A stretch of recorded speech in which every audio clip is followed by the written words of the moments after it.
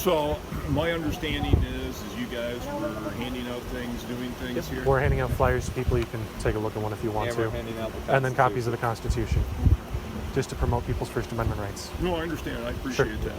However, in order to do that, then you got to be approved with Office of Student Life. Okay, and there's specific areas and things that they have to do there. That's what my question is. So then, are we in violation of any student policies right now? Student code, solicitation would be my sense, okay? Because what you guys are doing is handing something out. That's a solicitation, whether you're doing it for money or not.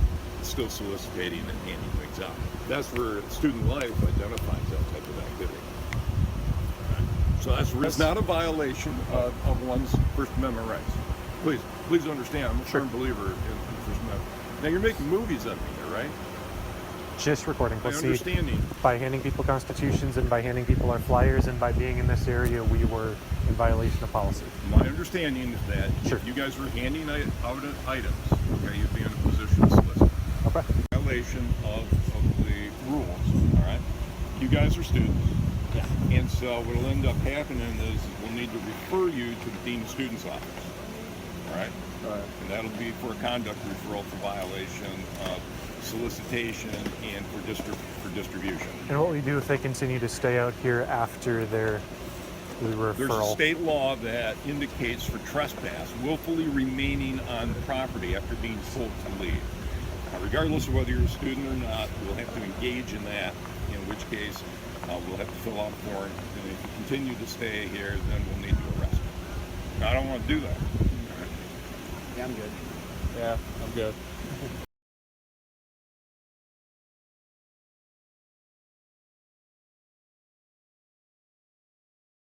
Allendale, MI. Students at Grand Valley State University in Allendale, Michigan got a hefty dose of the police state this week as they were threatened with being kidnapped and caged for handing out copies of the U.S. Constitution. The students were from the newly formed Turning Point USA chapter at FSU, a group whose stated mission is educating students about the importance of fiscal responsibility, free markets, and limited government. When they were confronted by police, the group was not attempting to promote a political candidate, nor were they passing out anything controversial.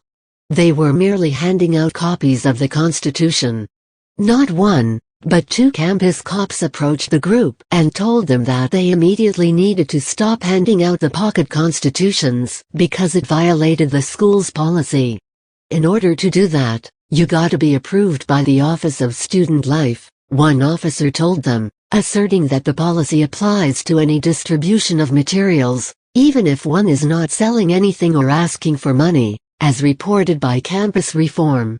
When the group inquired as to what would happen to them if they refused to stop handing out the document these officers swore an oath to uphold, the officers initially told them that they would be referred to the Office of Student Life, while the non-students with the group would be asked to leave. However, police quickly changed their tone and stated, "If you continue to stay here, then we'll need to arrest you for trespassing." It's not a violation of one's First Amendment rights, the officer said, ensuring the students that violating their First Amendment right was somehow not a violation of their First Amendment rights. "I'm a firm believer in the First Amendment," the officer said in a blatant act of doublespeak. According to Campus Reform, Nathan Burning, a Michigan field representative from the Leadership Institute who was advising the students over the phone during the altercation, told Campus Reform that he finds it unacceptable that a person can't hand out constitutions to college students in a country that enshrines free speech in its founding document. Instead of trying to combat the utter failure in logic by the campus cops, the students decided to concede under duress to avoid being kidnapped and caged for their free speech. In a statement to Campus Reform, Mary Lyon, FSU's Associate Vice President for University Communications, made sure to stay on the same doublespeak terms as the police when she implied that violating the students' First Amendment rights was not a violation of their First Amendment rights. The university requires that groups wanting to organize, protest, or hand out materials register with the Office of Student Life and secure a room, or if a room is not available, a space set aside for such activities, she explained. This is not to regulate content, but rather time, manner, and place so that the educational mission is not disrupted. In this particular case, in addition to not registering with the Office of Student Life after being instructed of the procedure, the group also used a megaphone, causing a disruption and a complaint to the University Police Department. Discouragingly enough, this incident is hardly an isolated one.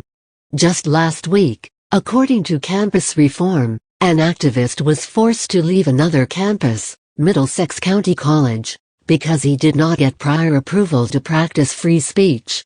Also, the Free Thought Project reported on an eerily similar case last year out of Glen Ellen, Illinois.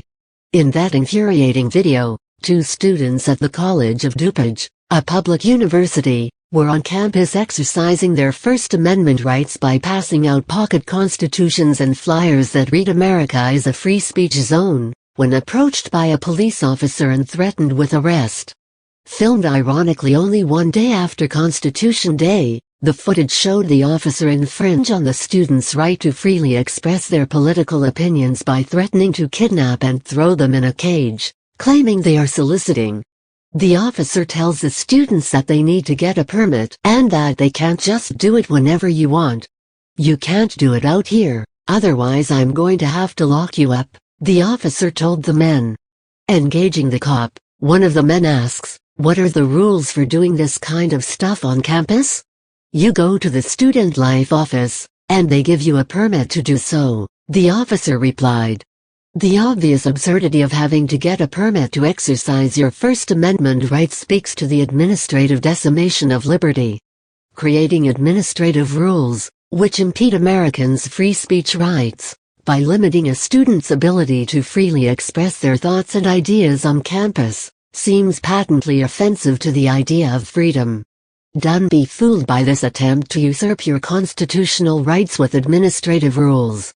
Make no mistake. Campus free speech zones violate students' constitutional liberties. If you run into this problem on your campus, contact and need help, contact thefire.org. Please share this most important story. Read more at http://first-amendment-violation-police-constitution/#LFKXJRV11 EFTL.99